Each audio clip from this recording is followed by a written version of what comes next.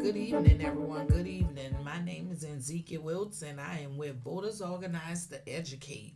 Today, we have our candidate here with us that's running for City Council District E.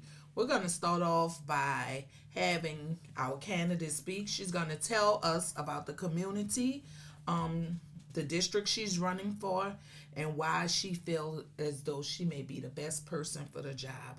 I'll turn it over to Cyndi, and you'll Great. introduce yourself. Well, thank you so much for having me here today. Again, my name is Cyndi Nguyen. I am a candidate for the District E City Council seat again. I was a former council member from 2018 to 2021 during a time that the district faced a lot of challenges. So if I could just take you guys back for a minute in 2018, and prior to that, District E was just at a standstill. There was nothing really happening. We had an abundance of blighted commercial property that became eyesores that wasn't allowing attracting any type of business. So when I got elected, I immediately started working on those. So I were able, within my 4 year in office, despite the major interruption that we faced that year, COVID-19, Hurricane Ida, and the cyber attack, I was able to get the high-rise apartment back into commerce. Now it's functioning with affordable housing for our people. And I was also able to get the Lake Forest Senior Manor back into commerce. Now we have 200 units for our senior citizen. In addition to that, I helped pass legislation to slow down Family Dollar and Dollar Tree because at one time the East was a target for these small box retail. And by having so many of them, it created a big issue for other type of retail to come in. And so I made a promise to the people when I campaigned, and I deliver on that promise despite the interruption we had during that years. And I was the first elected official that actually invested resources into Lincoln Beach. Now everybody knows about Lincoln Beach. Everybody's excited and eager to get to Lincoln Beach. I was the elected official that really pushed the mayor to really make a decision on the former Six Flags site because they were talking about teasing the people. But we pushed, and then we now have Bayou Phoenix that are in taking care of the property and putting together the plan. The lower nine area was saturated with overgrown lots. Made a promise that we're going to clean up the lower nine as well. And so created the Lot Next Door initiative to reduce the number of vacant lots, put together a plan with Nora to build at least 100 affordable homes in the lower nine, and also allocated $3.5 million to build the Richard Lee playground. And if that playground was supposed to be built, then the lower nine would be the first area will have a public splash pad.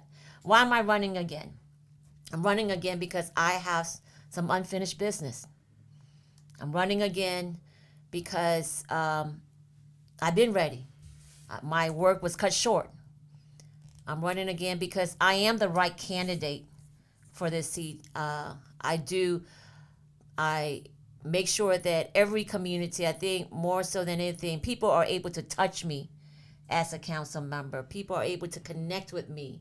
I was just at a National Senior Day, and the seniors ever since you've been in office, we get to know everything that's going on. But since you've been out, we don't know what's going on anymore. And so that's one of the reasons why I'm running. I'm not running for another seat. I'm running to finish the work we started in 2018. So thank you so much for having me.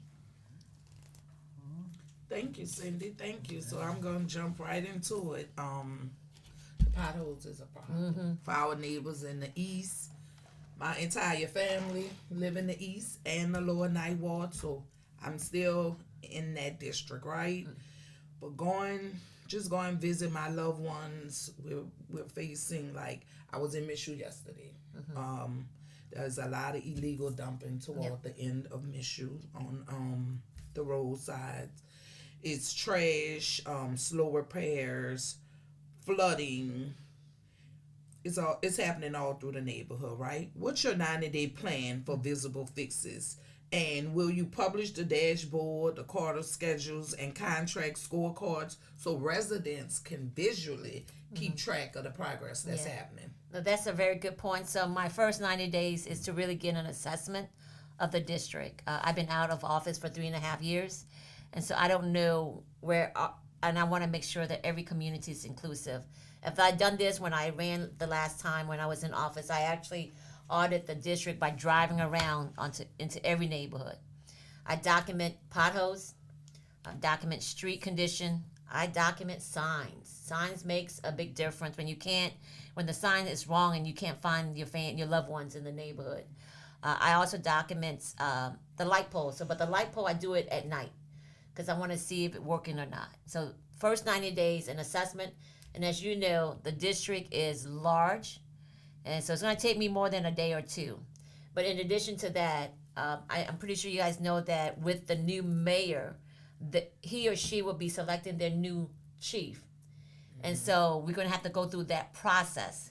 So getting with the chief or director of the public work may not happen within that 90 days. And I want to be very upfront and transparent. But I'm going to work to make sure that at least within the 6 months, by then, those appointments will be selected and confirmed. I'll meet with the director because I'll come with my list that I've already assessed. I'm not going to allow them to tell me this is what they're working on for us in District E, in the East and the Lower 9. I'll come with my homework. But I don't think that we'll be able to get that dashboard within that 90 days because the new director have to be in place, and then they probably have to look at their team, and then we got to look at resources and how do we get the dashboard. I think that, and I believe the dashboard is really critical because it can serve as a tool to update people on where they're at. So I'd like to commit at least within the first year, but we're going to start working on it right away because it doesn't happen overnight. But we need to have a dashboard, so that way it's a tool that we can use for transparency, right? Yeah. Thank you. Good enough. Thank you for that. Utilities. That's been, I don't know. You said you were in office. You were there. It's always been an issue. Utilities. Yep. It's been, I mean, since forever. Yep. And problem, utilities.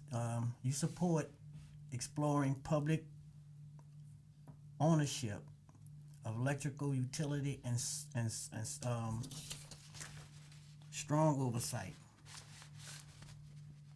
What near-term tool will you use with energy, sewage, water board, performance standards, penalties, rates, all those things? Name one bill relief resilience deliverable you'll bring to District E. So when I was in office, we were the council that penalized Entergy for lying to the council and to the public. If you guys remember that, we were able to secure a $5 million judgment on Entergy. Now, accountability is very important to me, and transparency, and so I will explore all means to make sure that we have all the best program to really help people with utilities, because we know our senior citizen, especially during these hot months, my bill was like $500, and I'm struggling with it, and I work, and I'm struggling with it. You know, in addition to all the other bills. So I recognize that there's definitely things that we need to do.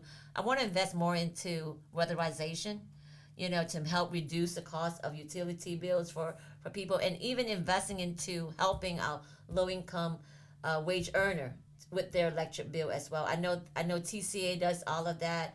I know that they tap into the federal government, but I'm pretty sure they're struggling right now in the midst of all these cuts that are happening. But I'm at the table when it comes to supporting our vulnerable community. And that is my commitment to you and to your audience. And of course, holding Entergy, holding Sewage and Water Board accountable, making sure like they're not overcharging people. I have people that one lady lives by herself, but her water bill is $300. That's ridiculous. That is obviously something is wrong. I have 8 people in my house, and my water bill is $120 to get that.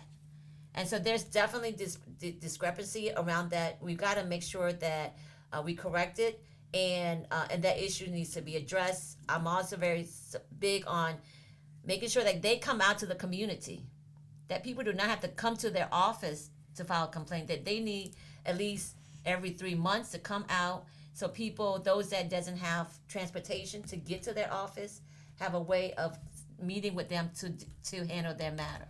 Yeah, and not be charged for water leaks that's happening. Correct, on the street. Yeah. Right. Mm-hmm. Yeah. That's a problem. I finally got mine under control, but it's Oh, a great. problem. Yeah. Yes. It's a huge problem. It's a problem. You're back in inclusionary zoning, public land for CLTs, a healthy home push, and tracking displacement. Name your 2 top actions you'll file first, how you'll fund them, and the metrics you'll publish to show the East and the Nightwall families that are actually staying housed.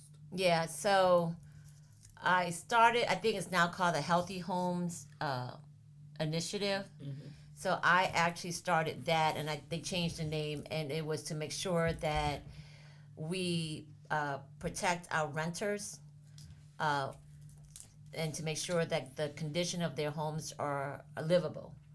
And so I definitely want to get back and re-up on that, and then also to meet with renters and to see if there's any gap to that initiative, right? Because it's many times when we draft an initiative, it works well, but then you also want to revisit it to make sure that you are continuing to put more teeth into that initiative. And so I definitely want to look at that. The lot next door is one that I created, and I definitely want to put more lots in there. Yeah.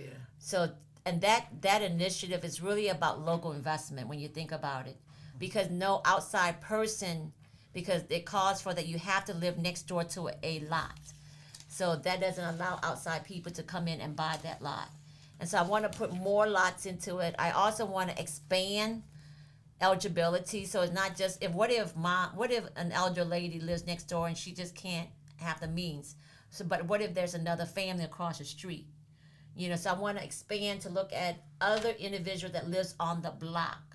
So I talked about that yesterday at a meet and greet, and they said, why don't you call it lot in the block? Thought that was a really cute name instead of the lot next door. So I think those are, and those 2 initiatives, when you think about it, it improves the quality of life for resident, right? Particularly in neighborhoods that are saturated with overgrown lots, right? Then at least you improve the living condition for those individuals.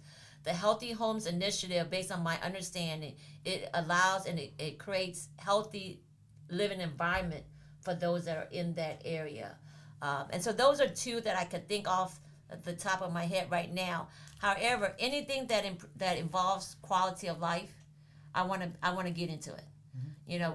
We have too many people that are living, and I was telling other people that when I get calls, when I was in office, when I get called, even today, I still get calls. When people call me about illegal dumping, I feel like it's in my neighborhood. And if I don't want that in my neighborhood, then I should not allow that to happen in other neighborhoods. So that's how I receive these phone calls. That's why I, act on it immediately. And I also want to change people's perception about city government. I know people feel like they don't really get their money, their property tax, and I want to be able to demonstrate them that when your issue comes up, we're going to address it. Right. And then to make sure like they have confidence in our government. Yeah. Okay. This organization founded by FIPs, jail oversight, in phase 3.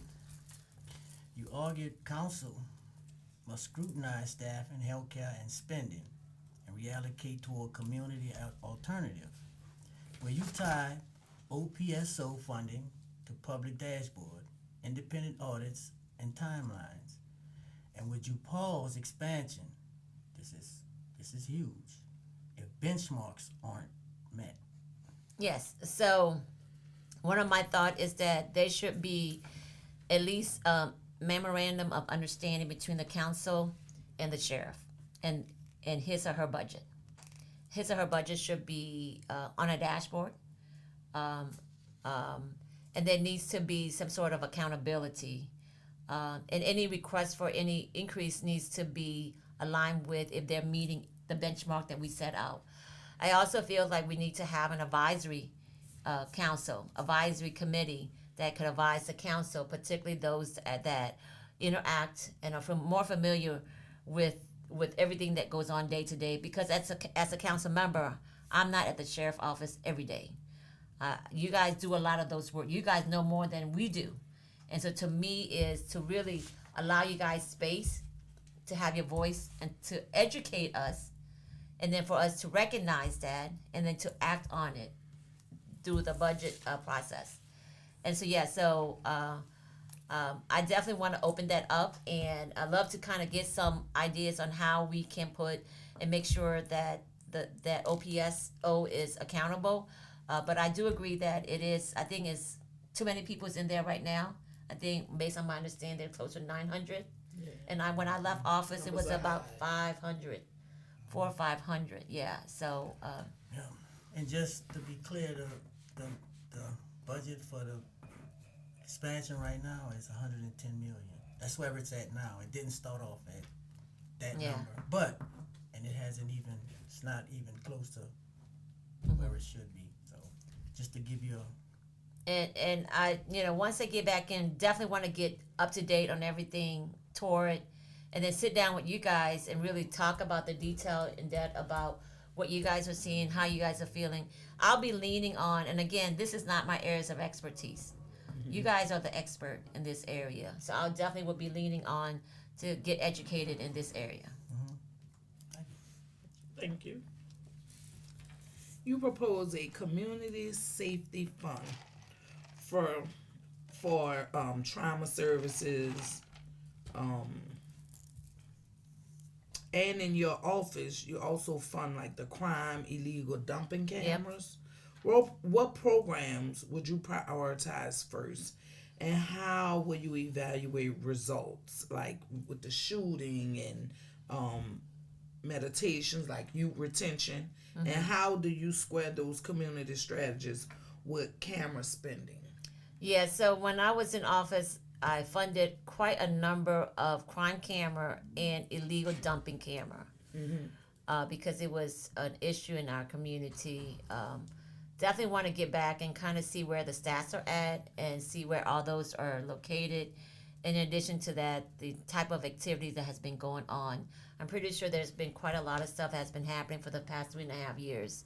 So I think getting back is to get an assessment, an audit of everything, and collaborating with groups that have been boots on the ground all these years, and really getting your insight and that will help me to formulate, and I'll be again leading on just direction, because you guys have been boots on the ground for 3.5 years, and but I do have strategies of how do we bring community together. We do have a lot of groups that are working in our community, and I just feel like we're not connected yet. Right. And we really need to be connected so that way we can be one voice and we all know that when we're united, we're stronger as one. I think that is one case, but also working with law enforcement agency, and community groups. I think we need to be one. When you think about law enforcement agency, they're also people in the community. Right. They live in the community as well. And I think that if we all come together, and I think we all have the common goal is to create a safe community for everybody. Yeah. Thank you. That's some healthcare. All right. Healthcare and custody and MAT. You back full funding for MAT and a public oversight board to monitor the medical contractors. What KIP penalties will you require, and how will you ensure continuity at release? Insurance, meds in hands, and all that kind of stuff. So, what is MAT? M-A-T. So I don't think it was not under my time. Medicaid. Yeah. Okay, so Medicaid is at the state level. Yeah. Medicaid. Yeah. Medicaid. Assisted treatment. Okay. So those are like state level type. And so, so what is the question? The question is, you back funding from MAC. Let me get this right for you. Yeah. All right. And a public oversight board, including people with lived experience, to monitor medical contractors. What KIPs penalties will you require, and how will you ensure continuity at release? So if it's at the city level, at the state level, it'll be different. I think that's more going to be your state rep and your senator that's going to have the authority over that. I think at the city level, you know, if they are not meeting their milestone and they're not delivering what they say, but I don't think we have anything funded because it goes through our Department of Health. Now we can look at our Department of Health and Hospital at the city to see if they are delivering accountability and quality healthcare services for our people, and then hold them accountable, making sure that they are not just targeting one neighborhood and isolating other neighborhoods. Let me give you a little bit more clarity. Okay. It deals with opioid addiction, mental health, things of that nature. Well, you put it like this here: rehab alternatives to jail, if we could say it that way. Okay. Yeah. That makes- Yeah. So then again, it's still kind of like a state, and correct me if I'm wrong, but it's still kind of like a state insurance. I think Department of Health is part of the city government. We can look at them in reference to, and I don't think they have any sorts of hospital setting. They're more like outreach and education, but also collaborating with our, UMC and hospital to ensure that, we're servicing our resident correctly and that they're providing the treatment that is needed. Yeah, so I don't know if So from your experience and your time with being in council, have you ever had a family member reach out to you about a loved one that suffered with drug addiction?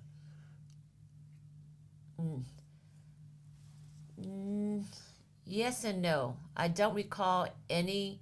I've received calls in reference to mental health that I don't want to call the police because I don't want them to take my loved one. And that's how, we started working on that crisis response team that has the mental health. I am pretty sure that there's loved one in District E that has family members that are suffering from drug abuse, addiction, and all of that.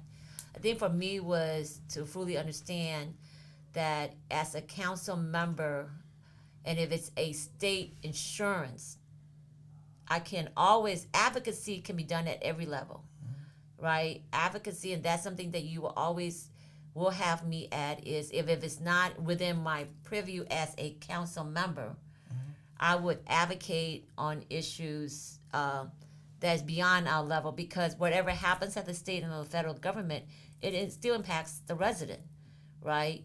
But sometimes as a council member, I don't have that complete authority.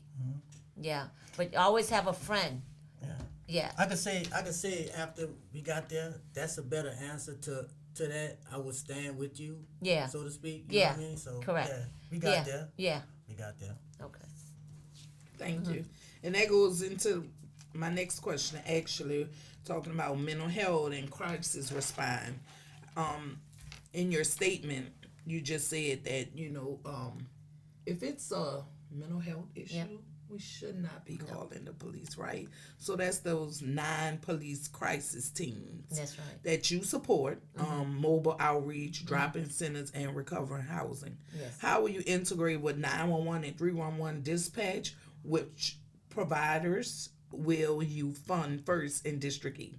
And what is the 90-day plan, a timeline to launch help, not handcuffs, as a priority? Yeah, so definitely within the 90 days is to get an updated what's going on with the crisis task force to see if it's still active or they're still responding, to get an idea in reference to how many are they getting those calls, and how have they been handling those type of situation. So I think within that 90 days to really get that abreast of that assessment. And then, of course, to look at, is there an opportunity, if evidence shows that it is still needed, how do we make sure that the response time is not longer, right? And so I don't know what is the response time right now with the calls. So I definitely want to have an understanding about that, and then put together a plan on how do we make sure that what is the appropriate response time. 5 minutes? You know, I don't know what is the national response time on it, but we definitely want to make sure that those individuals are getting help and that they are not being sent to jail because of a mental breakdown. Right. Yeah. Yeah. Thank you for that. You have a mental issue, you go to the mental hospital. That's right. Jail cannot provide the resources. Yeah. It's just like when you have a foot injury, you go to the foot doctor. Right. You know? Go to the specialist. Yes, exactly. Wow. Thank you. I appreciate that. Surveillance. You know, I don't know if you've been keeping up with it. Yes, I have. Surveillance. Oh, you're ready for it. Oh, yes, I am. Oh, yes, all right. I am. Okay, wait. Let me get it. Let me ask the question. Let me ask the question. All right. Surveillance text and civil liberties. You said text should be transparent and accountable with strong guardrails, given secret pass uses of facial recognition and broad camera network. Will you support a memorandum on expansion until guardrails are law? Council approve public reporting, independent bias, accuracy audits, strict warrant retention rules, and community oversight. Yep. Yeah. That was a question, but I read it as a statement, but So, that was a question. Yeah. So let me just be very clear. I do understand and know very well that AI technology surveillance has failed our community, particularly in our Black and brown communities. It has put people in prison and when they were innocent. Right. And you know, when I hear those stories, I wonder, like, how did we fail that, and how can a person survive all these years? And I read one somewhere, I think the man is in Atlanta 35 years, and he was found innocent. And I know for a fact that here in New Orleans, we have a number of stories very related to it. And so I get that fully, 100%. But I also feel that certain times in our community, public safety, we gotta provide public safety for our resident in all of our community. And so my thought is, so when I was in council, I did not support that. I did not support AI technology at all. Being out for 3.5 years, and as I continue to, and I know crime is down. Okay, so we definitely want to recognize it, and kudos to all the community groups that has been on the street doing the work, and then also we can't forget about our law enforcement agency partnering with that work as well. But I just feel that we need to have some sort of backup tools if we need it. Okay, and I know the siding. But I also want to make sure like there's strict oversight. I want community to be. So let's just envision that we get a case and law enforcement has done everything they can, but then they have this AI technology image of this person. I want, before anything happens, the community representative from different groups needs to be at the table. Also the ability to analyze it to make sure that they're making the right decision. Because when you think about it, this is somebody's livelihood. Right. It cannot be made by one person and they're all within the same group. It has to be a diverse to look at everything. But again, I want to see how that looks like, but I don't want it to be a tool that is used first. Yeah. I don't know, just my personal opinion, when you say AI, it sounds like there's something that's going to be added that shouldn't be there.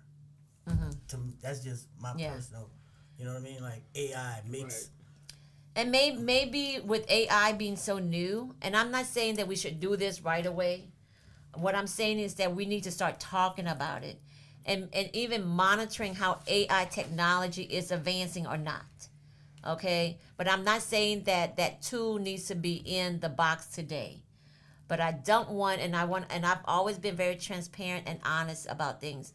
I don't want us to stop talking about, because we may end up getting a case that involve that I'll just use myself. What if I had a loved one? I would want justice. I would want the police to make sure that they use all the tools that they can and do it right and do it fairly, right? And like I say, maybe it's too early for us to talk about AI right now because it's coming out and it's booming. And just because it's booming, that doesn't mean that we jump on it. But I don't want us to stop talking about it. Yeah. Fair enough. Yep. Okay. This is my question, right? Mm-hmm. You already held down District EC. Mm-hmm. You did it in the past. Now we got Oliver, who's now serving in a full term. How do you assess his tenure? What do you feel like he got right? What did he miss the mark on? And what do you feel like you could do different if you get back in the seat? Yeah.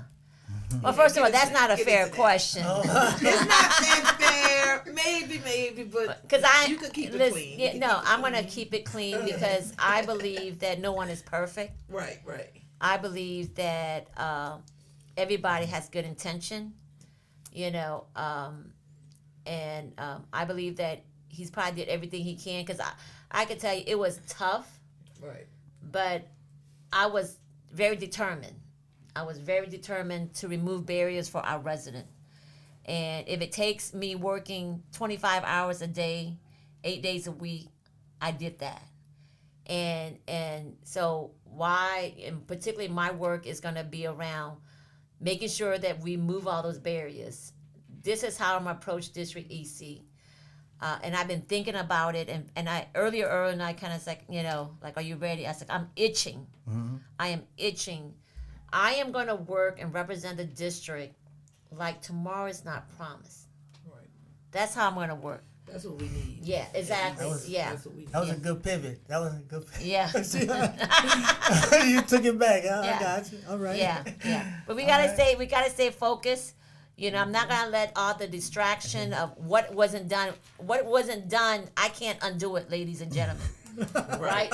I can only move it forward. And so I'm gonna move it forward with their vote and their support. Okay. Passing it to Earl. All right, pass it to me, huh? Yeah. All right, okay, home rules, sanctuary, and closing. With state preemption and ICE cooperation mandates, how will you defend home rule and uphold New Orleans' welcoming city practice so immigration families can safely access services? Yeah. So that of course comes very to my heart. My family came. I'm blessed that I am a U.S. citizen, so ICE back off of me. Okay. Yeah, that's right. Make it clear. Because they have falsely arrested U.S. citizen. But we came over in 1975, very blessed. And then, of course, thinking about all the families that are here that are not documented, through the work that I've been doing for the past 3.5 years. I have a community center in the East, and we've actually been serving those families and making sure like they have a safe haven. Because and they deserve that. And so I'm going to continue to work to make sure that we protect our residents from ICE, and that we are a welcoming city, and that I believe there's certain areas of the city is sanctuary that ICE cannot go in. So I've been working with a lot of the community groups to really understand about how we can protect them and how we can continue to serve them. Yep. Well, thank you, Cyndi Nguyen, for joining us. We're gonna give you a moment, some time to any final thoughts or anything else that you may have had the thought and we interrupted that thought with these questions. Is there anything that you would like to add going out? Yeah, no. Well, first of all, just want to thank you guys for having me here today and just having this really intimate conversation about issues that impacts our community. But publicly, I just wanted to thank you guys. I don't think I did this when I was in office. You guys worked with the council when I was on to ban the box. And I don't know if you guys know, but my little brother was in jail. He got out, and he passed away a year after he got out of prison. and because he couldn't find work, and he struggled with society. And I saw, and I have an older brother and a little brother, and Monty was my only little brother. I used to visit him when he was in jail for 10 years, and I was so excited about him being released, and just excited of his new life. And I saw my little brother struggle with finding work, and he had a baby coming, and he didn't know, he couldn't take care of his family. He's like, sis, I want to be able to take care of them. I was like, hey, we're here for you. But he ended up dying of a heart attack.